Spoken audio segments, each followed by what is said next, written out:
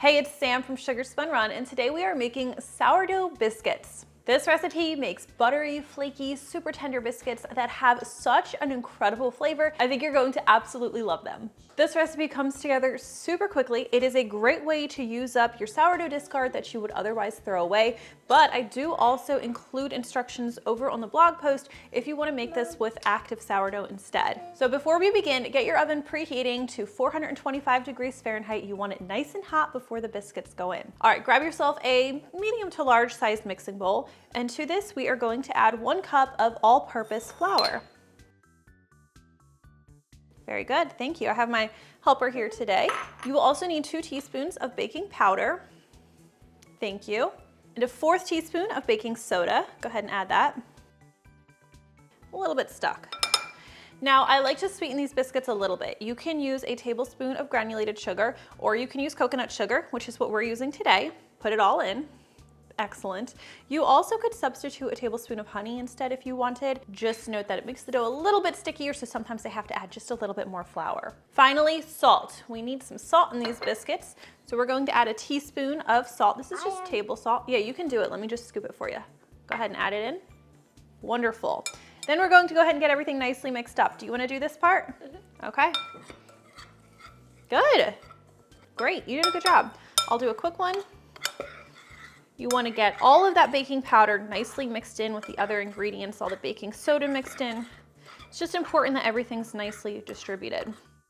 Okay, Luke, you hold on to this over here for a minute for me. And the next thing we need is a stick or 8 tablespoons or a 1/2 cup of unsalted butter. Luke, do you know where the butter is?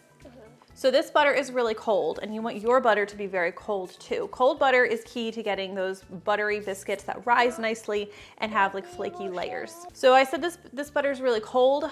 About 10 to 15 minutes before I begin this recipe, I'll toss this in the freezer so it's really cold. Now you'll need to cut the butter into your dry ingredients. Some people will use a pastry cutter for that, but one thing I like to do, and if you've made my classic biscuits, which are super popular, you have done this as well, is I grate my butter first. This distributes it very nicely, keeps the butter from getting too warm. It's just a technique that works really well in biscuits. So I'm just using a box grater here, and I'm gonna shred this butter. And we're going to use this whole stick.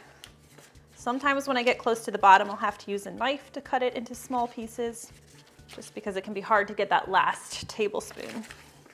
And if you really want to up the flavor of your biscuits, you can swap out this American butter that I'm using for European style butter.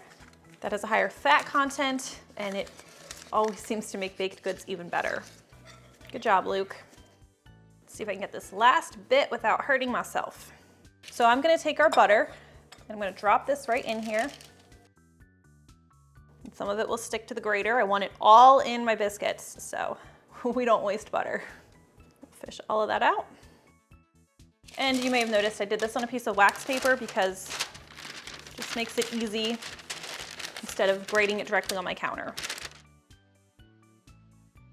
So what we're gonna do now is I'm going to mix this butter into the dry ingredients, and I'm going to use my spoon to make sure it's nicely distributed through there. Like I said, we don't waste butter. And I'm gonna do a couple of little stabby motions just to help break it up a little more. Okay, so you're going to be like, wow, that looks like a lot of butter. I still see discernible pieces of butter. You're doing great if your dough looks like this. It's not really a dough at this point. Okay, final ingredient is 3/4 cup of sourdough discard. Go ahead and add that in, sure. You might need some help because it's pretty sticky. I'm gonna push, oh, no, sorry, you can keep pouring it. I just wanted to make sure the camera could see it too. And I'm gonna help you scrape that out. So discard is what you would normally throw out from your sourdough starter every day. So this is just a great way to keep from wasting it. And if you're not familiar with sourdough discard, it's one of my favorite things, or sourdough is one of my favorite things to have in the house. I do have a blog post and videos all dedicated to it. We do quite a few sourdough and sourdough discard recipes.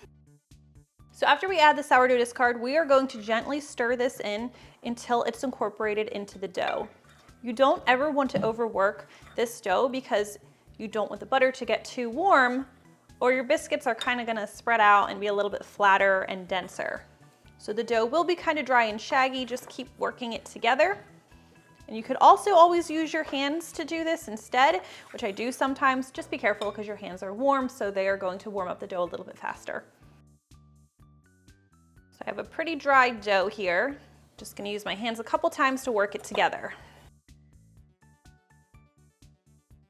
Okay, once your dough is starting to stick together, we are going to lightly flour our surface. We'll take every last bit of our shaggy dough out of our bowl. We don't want to waste any. And what we're going to do is we're going to do what's called laminating the dough. This just means folding it over itself. This encourages those flaky layers that everybody loves in biscuits. So I have my dough together, just going to fold it over itself once, gently flatten it with my hands, turn it, fold it over itself again, flatten it with my hands. And I like to do this like 5 times. So there's a 3rd time, and we're just rotating it 90 degrees. 4th time, and a final time. All right, now I'm going to flatten it until it's about 1 inch thick. This may be slightly under 1 inch, but I'm pretty good with it. And if you're wondering why my dough has those brown specks, it's just the coconut sugar. It doesn't combine quite as well as granulated sugar. All right, this is a little under 1 inch. I'm feeling pretty okay with that. So now I'm going to grab my biscuit cutter, which is 2 3/4 inches. Can I do it, Mom? Yes, I'm gonna have you do the regroup. So one thing I wanna talk about, I'm gonna show you, Luke, is when you cut out your biscuits, it's very important, this is the same thing with scones, that you press straight down. So don't twist it, or if you are making square biscuits using a knife instead, don't saw through them, straight down. That's going to help your biscuits rise straight up in the oven. So I'm gonna go ahead, push it straight down. Okay. There you go, good. And I'm going to be baking these in a 9-inch pie plate. I saved my butter wrapper to butter this, but I already buttered it. But this is a 9-inch pie plate that has been lightly buttered on the bottom and the sides. So I'll take this biscuit and I'll place it in my pie plate.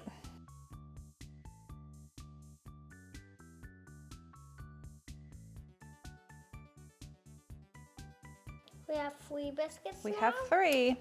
We're getting close, right? We are. Good job.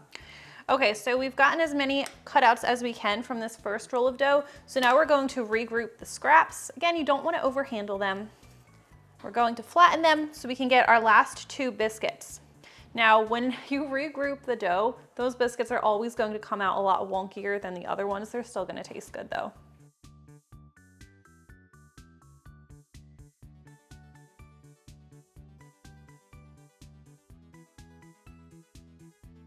I don't know, Luke, I don't know that we need a cutter for that one. That looks about right, doesn't it? Yeah. All right, this one's a little small. We'll put that one in the middle. Put your smallest one in the middle because it needs the least time to cook. All right, we'll take these over to our 425-degree Fahrenheit preheated oven where they're going to need to bake for about 12 minutes. When they're finished baking, they should be turning a nice light golden brown color. See, you can easily see which ones were the biscuits that we regrouped, but no matter how they look, they're going to taste amazing, I guarantee it. You'll wanna let them cool a little bit so that you can handle them, then you can go ahead and dig in. And that is how you make my favorite sourdough biscuits, possibly my favorite biscuits. I cannot wait for you to try this at home. Let me show you just how amazing these look when you break into them. I think you are going to just love this recipe. I can't wait for you to try it. If you do, let me know what you think. I always love hearing from you. Thank you for watching, and I'll see you next time. So these are good with butter, but they're already pretty buttery, so they're good alone too. I love them so much. And then we're going to get everything nicely. No, it's salt. So you might notice my biscuits have, Mom? Hey. Here. Great, hold on just a second. Do you want me to move that stool closer? All right, we'll take, Can we roll chocolate ready? almost.